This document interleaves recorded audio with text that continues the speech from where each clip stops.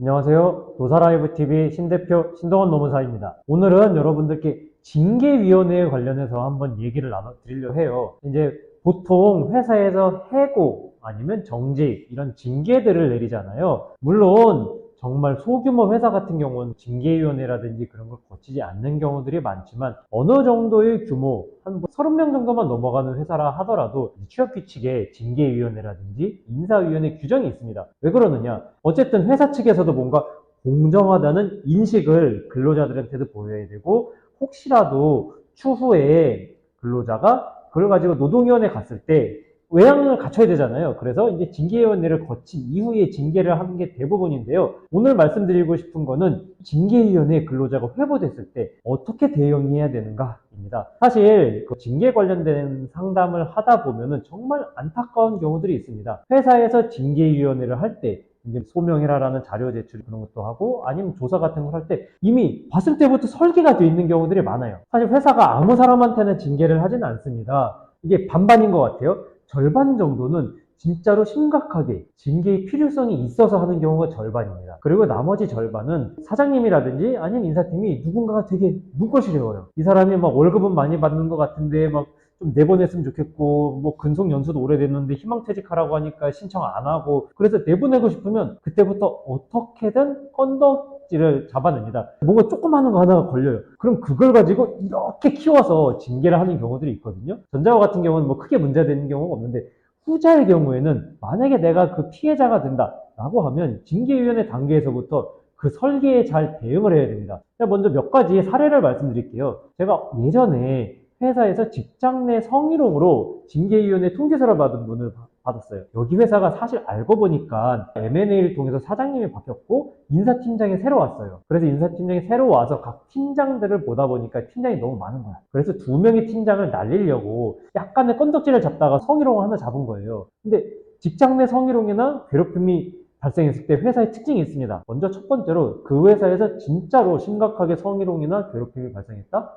라고 하면 피해자가 생각하기에는 속이 터질 정도로 프로세스가 느려요. 하나하나 돌다리도 두드리고 건너야 된다라는 식으로 외부 조사 받아봐야 돼요. 저희도 적정서 다 검토하고 있습니다. 이런 식으로 엄청나게 꼼꼼하게 해서 뭐 한 달, 두 달, 한참 있다가만 결론을 내는 경우가 부지기수거든요. 그런데 제가 말씀드린 두 번째 경우에서 누군가를 날리기 위해서 하는 경우는 장난 아니에요. 먼저 첫 번째로 이건 진짜 번갯불에 콩 구워 먹듯이 막 가해자에 대한 조사 이런 것도 다 생략하고 피해자가 피해 접수가 되면 이틀 있다가 갑자기 징계위원회 소집 통보 날라오고 내가 무슨 잘못을 했지? 라고 하면 뭘 잘못했는지도 잘 써져 있지도 않아. 그냥 징계위원회 회부 사유 직장 내 성희롱으로 인해서 취업규칙 몇 조 몇 항을 위배합니다. 2번 직장 내 괴롭힘 행위로 인해서 취업규칙 몇 조 몇 항을 위반했음. 이것만 써져 있어. 들어가기 전까지 내가 무슨 잘못을 했는지도 몰라요. 이런 경우로 엮어서 딱 들어가면 그 안에서부터 엄청나게 겁을 주고 침소봉대하고 엄청나게 빠르게 쏘아붙이죠.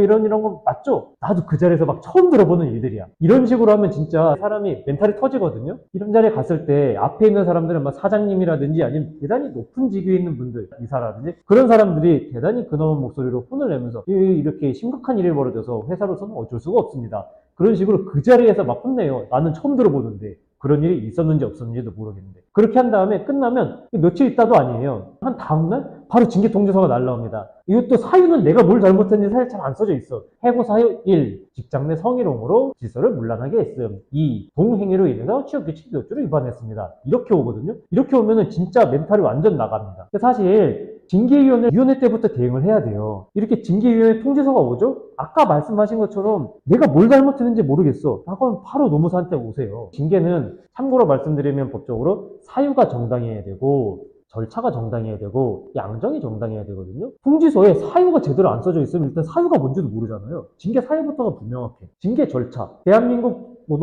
법에는 안 써져 있지만 노동위원회도 그렇고 법원도 그렇고 징계 절차는 충분히 징계 대상자가 소명을 할 수 있어야 된다.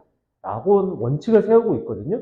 그러기 위해서는 징계통지서에 뭐가 써져 있어야 돼요? 몇월 며칠까지는 자세는 안 쓰더라도 2023년 6월경 누구누구에게 어떤 행위를 한 게 직장 내 성희롱 혹은 직장 내 괴롭힘에 해당한다 라고 정도는 써져 있어야지 소명이 되거든요. 근데 설계하는 거에는 그런 거 안 써놔요. 일부러. 왜? 멘탈 터트리려고. 그렇기 때문에 징계위원회 대응에서부터 여기에 대응을 하셔야 됩니다. 거기서부터 허점을 파고들면은 회사는 그 징계를 제대로 못 때려요. 딱 인사팀장이 보기에 얘 알고 왔네? 아, 그럼 그때부터 이제 뭐 원래 하려던 정직이나 해고 이런 거에 주저하게 되죠. 물론 징계위원회는 그렇게 하고 나서 나중에 노동위원회에 간다 하면은 노동위원회는 법원에서 다툴 수는 있어요. 회사가 징계 절차를 위반했습니다. 충분히 소명할 기간도 주지 않았고요. 제가 무슨 잘못을 했는지도 안 알려줬습니다. 징계 절차의 정당성이 위배되고 징계 사유도 불명확합니다. 이런 식으로 나갈 수가 있는데 이때는 좀 늦는 경우가 많아요. 왜냐면은 이런 식으로 징계가 오면 보통 해고나 정직 한 3개월이거든요. 피해를 받는 근로자 입장에서 정말 멘탈이 완전 나가버립니다. 그래서 그 3개월을 한참 지나서 정신 차려가지고 이제 다퉈봐야지 하는 경우들이 있어요. 심지어 제가 방송을 찍고 있는 오늘 상담 오신 분도 똑같았어요. 누가 봐도 부당한 징계 사유를 가지고 정직 3개월을 당하셨는데 와서 이제 임금 체불로 상담을 하는데 보다 보니까 누가 봐도 부당 징계였거든요. 근데 3개월이 지났어요. 제가 그래서 여쭤봤죠. 왜 이거 3개월이 지나도록 노동위원회 절차를 안 밟으셨느냐. 그때는 너무 힘들고 해서 준비도 못했다 라고 말씀하셨어요. 그렇기 때문에 징계 통지서를 받으셨을 때부터 준비를 하셔야 됩니다. 그때 노무사의 조력을 받으셔야지. 노무사가 계속 말을 하거든요. 회사는 어차피 세게 이거 가지고서 징계를 때릴 거다. 설계가 되어 있기 때문에 회사도 준비를 한 거니까 어떠한 결과가 나와도 당황하지 마시라. 우리가 도와드리겠다. 라고 케어를 해드리는데 그렇지 않은 상태에서 그냥 받아들인다? 3개월 넘기는 경우가 생각보다 엄청나게 많습니다. 제가 노무사 하고서도 사실은 징계 다툴 때 3개월을 도과해가지고 각하당한 사건이 몇 건이 있어요. 그렇기 때문에 계속해서 말씀드립니다. 차후에 징계 통지서를 받았을 때 이미 늦습니다. 징계위원회 통지서를 받았을 때 바로 노무사를 찾으셔야 그때부터 어떻게 대응할지 각이 나옵니다. 오늘 징계에 관해서 정확히 말하면 징계위원회에 관련해서 좀 길게 말씀드렸는데 어쨌든 간에 그 징계위원회 소집 통지서를 받아도 너무 당황하실 수밖에 없거든요. 당황하지 마세요.